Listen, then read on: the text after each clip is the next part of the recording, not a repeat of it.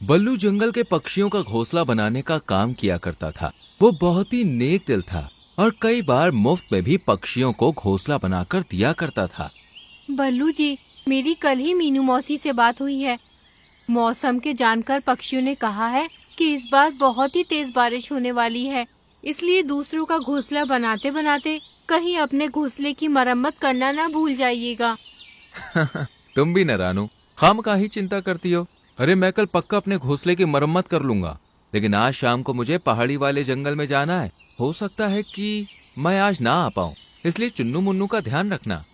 बल्लू काम से पहाड़ी वाले जंगल की तरफ निकल जाता है। शाम होते ही तेज हवाएं चलनी शुरू हो जाती हैं और जोरदार बिजली की गड़गड़ाहट के साथ बारिश होना शुरू हो जाती है। माँ, माँ, ये कैसी आवाज थी और आसमान में वो झालर जैसी क्या चमकी? अरे मेरे बच्चे, वो झालर नहीं थी, वो बिजली थी। माँ, मुझे इस आवाज से बहुत डर लगता है। मैं आज रात तुम्हारे साथ ही सोऊंगा। हाँ, तुम दोनों मेरे साथ ही सोना। वैसे भी बल्लू जी आज है नहीं। मुझे तो डर है कहीं हमारा घोंसला न टूट जाए, इतना कमजोर जो है। रानू मन ही मन परेशान हो रही थी कि तभी दरवाजे पर मीनू मौसी दस्तक देती हैं। मीनू मौसी, इतनी बारिश में यहाँ क्या कर रही हो? क्या हुआ, सब ठीक तो है? पहले अंदर आओ। कुछ भी ठीक नहीं है रानू। वो देख, मेरा घोंसला पानी में बह रहा है। बारिश इतनी तेज है कि मेरा कमजोर घोंसला ढह गया। आज रात मैं तेरे साथ ही रुकूंगी। क्यों नहीं मीनू मौसी, तुमने तो मेरी कितनी बार मदद की है। तुम निश्चिंत होकर यहीं रुको। रानू, बल्लू कहाँ है? कहीं दिख नहीं रहा। यही तो चिंता है मीनू मौसी। बल्लू जी पहाड़ी वाले जंगल में काम से गए हैं, पर मुझे डर है इस बारिश में वो कैसे होंगे। ऊपर से हमारा घोंसला भी बहुत कच्चा है। तुम्हारा घोंसला तो फिर भी मजबूत था, जब वो ढह गया तो हमारे इस घोंसले का क्या ही होगा। रानू और मीनू दोनों बातें कर ही रही थीं कि तभी रानू के घोंसले की आधी छत गिर जाती है और बारिश का पानी घोंसले में आने लगता है। जिसका डर था वही हुआ। मीनू मौसी, चुन्नू को लेकर बाहर निकलो, मैं मुन्नू को लेकर आती हूँ। चारों घोंसले से बाहर पेड़ की टहनी पर बैठ जाते हैं और बारिश में भीगने लगते हैं। रानू, चुन्नू मुन्नू को ज्यादा देर तक बारिश में रखना ठीक नहीं है। मैं यहाँ इनके पास रुकती हूँ। तू जा किसी से मदद मांग ले। सही कहती हो मीनू मौसी, मैं अभी कालू भैया के पास जाती हूँ, शायद हमारी मदद हो जाए। कालू भैया, हो कालू भैया, दरवाजा खोलो तो कालू भैया। दरवाजे की तरफ देखने की कोशिश भी मत करना। तुमने कोई हवेली नहीं बनाई है मेरे लिए। ये टिच्चू सा घर है और मैं इसमें किसी को नहीं आने दूंगी। मैं तो बस देख रहा था। तुम कहती हो तो नहीं खोलता दरवाजा, लेकिन बल्लू और रानू ने हमारी कई बार मदद की है, तो फिर। चलो चलो, मदद बड़ी की है। मुफ्त में घर बना दिया तो क्या मदद हो गई? सो जाओ अब। लगता है कालू भैया और गोरी बहन सो रहे हैं। मोंटू से पूछ कर देखती हूँ। मोंटू, दरवाजा खोलो, मेरे बच्चे बारिश में भीग रहे हैं, हम मुसीबत में हैं, मदद करो। मोंटू दरवाजा न खोलकर खिड़की से बात करता है और रानू उसे पूरी बात बताती है। क्या है ना रानू, मेरा घोंसला बहुत कमजोर है, ये ज्यादा लोगों का वजन नहीं झेल पाएगा, इसलिए मैं तुम्हारी मदद नहीं कर पाऊंगा, माफ करना। इससे पहले कि रानू कुछ बोल पाती, मोंटू खिड़की बंद कर लेता है और रानू मीनू मौसी के पास जाती है। सब मतलबी हैं। तूने और बल्लू ने कितनी बार इनकी मदद की। किसी को राशन दिया तो किसी का मुफ्त में घर बनाया, पर आज जब तेरा घर टूटा है तो सब पीठ दिखा रहे हैं। अगर मैं अकेली होती तो कोई चिंता नहीं थी, पर चुन्नू मुन्नू के लिए मन घबरा रहा है मौसी। ऊपर से बल्लू जी भी तो नहीं आए हैं, क्या करूं, कुछ समझ नहीं आ रहा। चिंता मत कर रानू, हमने कभी किसी का बुरा नहीं किया। भगवान भी हमारे साथ बुरा नहीं करेगा। आ, हम दोनों अपने पंखों में चुन्नू मुन्नू को छुपा लेते हैं। आधी रात हो जाती है लेकिन बारिश थमने का नाम ही नहीं लेती। माँ, बहुत ठंड लग रही है। मुझे भी बहुत भूख भी लगी है। रानू, क्या तूने इन्हें कुछ खाने को नहीं दिया था? नहीं मीनू मौसी, दोनों बल्लू जी के साथ खाने की जिद कर रहे थे, पर वो तो है नहीं, और अब तो राशन भी बर्बाद हो गया। इतनी बारिश हो रही है, ना जाने हमारा क्या होगा। तू घबरा मत, चलो मेरे साथ चलो सब लोग। मीनू मौसी रानू और चुन्नू मुन्नू को लेकर एक बड़े से पेड़ के पास जाती है। पेड़ राजा, जागो पेड़ राजा, हमें तुम्हारी मदद चाहिए। क्या हुआ मीनू मौसी, तुम और रानू चिड़िया, तुम सब इतनी बारिश में यहाँ क्या कर रहे हो?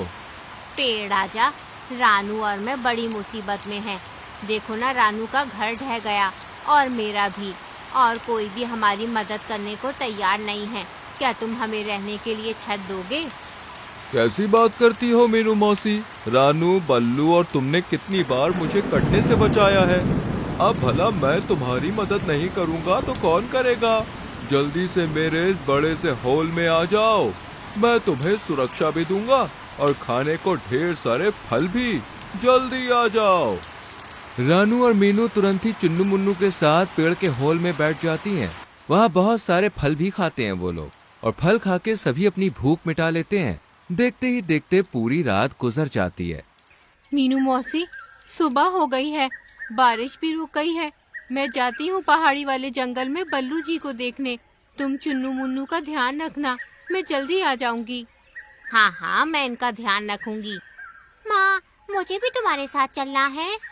हाँ मुझे भी, मैं भी अब उड़ सकता हूँ, हमें भी अपने साथ ले चलो ना। चुन्नू मुन्नू के जिद करने पर रानू उन्हें भी अपने साथ ले जाने के लिए तैयार हो जाती है, और फिर तीनों बल्लू को ढूंढने निकल पड़ते हैं, जो पहाड़ी वाले जंगल में एक ऊंचे से पेड़ पर बैठा हुआ था। बल्लू जी, मैं तो घबरा ही गई थी, आप आए ही नहीं। रानू, मैं तो आ रहा था, लेकिन बारिश इतनी तेज अचानक आ गई कि मुझे मौका ही नहीं मिला।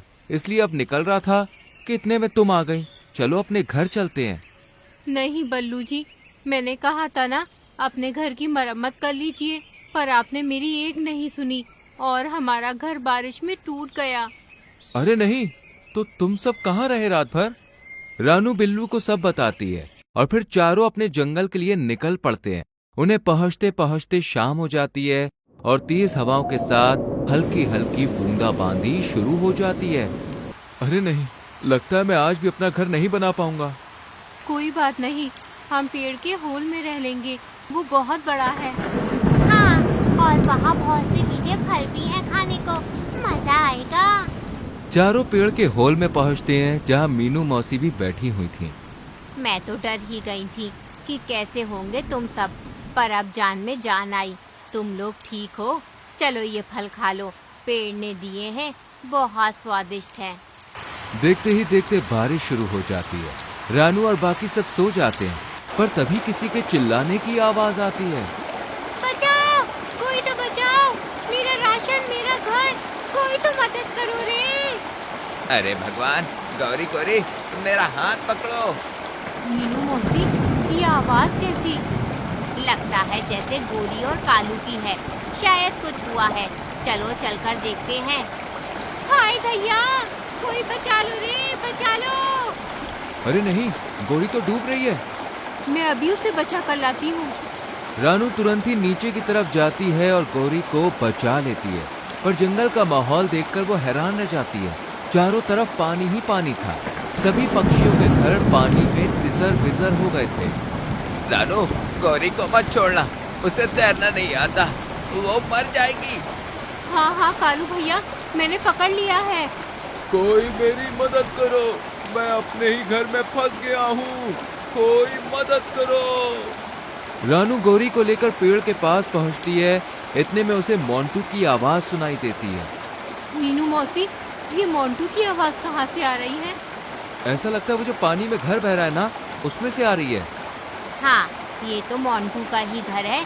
देखो ऊपर मोर पंख भी है, लगता है मोंटू की जान खतरे में है।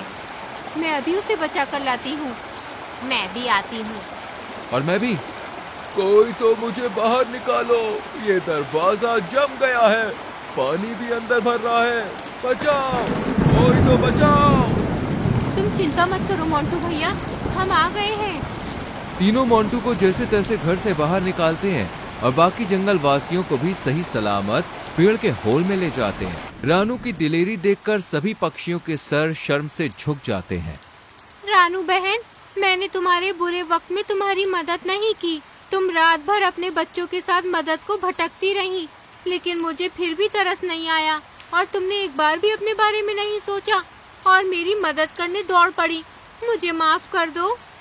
मुझे भी माफ कर दो रानू और मीनू मौसी, मैं भी उतना ही गुनहगार हूँ जितनी की गौरी।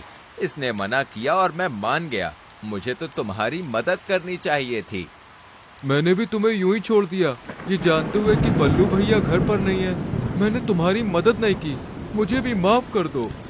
कोई बात नहीं, आप सबको अपनी गलती का एहसास है, हमारे लिए यही काफी है। और वैसे भी गलती का एहसास होना सबसे बड़ा पश्चाताप होता है। मैंने आप सभी को माफ किया। रानू ने माफ कर दिया मतलब मैंने भी माफ कर दिया, लेकिन याद रखना हम सब एक दूसरे के सुख दुख के साथी हैं, इसलिए ऐसा दोबारा ना करना। तो देखा दोस्तों, रानू और मीनू को उनकी अच्छाई का फल आखिरकार मिल ही गया। इसलिए कहते हैं कि कभी किसी को मुसीबत में पीठ नहीं दिखानी चाहिए, क्योंकि परेशानी कब आपके दरवाजे पर आ जाए कहा नहीं जा सकता। इसलिए सबकी मदद करनी चाहिए, क्या पता आपकी अच्छाई का फल किस रूप में मिल जाए।